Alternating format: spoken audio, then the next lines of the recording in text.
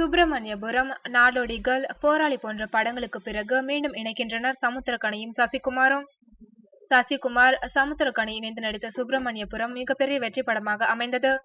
2008ஆம் ஆண்டு வெளியான இந்த படத்தை கதாநாயகனாக நடித்த சசிகுமார் இயக்கினார். இதில் அவருடன் சமுத்திரக்கனி முக்கிய வில்லனாக நடித்திருந்தார். பின்னர் நாடோடிகள் படத்திலும் இருவரும் இணைந்து பணிபுரிந்தனர்.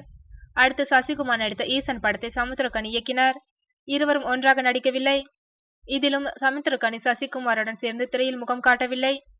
அடுத்து போராளி படத்தில் சசிகுமார் நாயகனாக நடிக்க சமுத்திரக்கனி இயக்கினார். தற்போது 8 வருடங்களுக்கு பிறகு சசிகுமாரும் சமுத்திரக்கனியும் ஒரு புதிய படத்தில் சேர்ந்து நடிக்க உள்ளனர். வெற்றிவேல் என்ற பெயரில் தயாராகும் இந்த படத்தை வசந்தமணி இயக்குகின்றார். சசிகுமாரும் சமுத்திரக்கனியும் நடிக்கும் இந்த படத்தில் மியா ஜார்ஜ் கதாநாயகியாக நடிக்கின்றார்.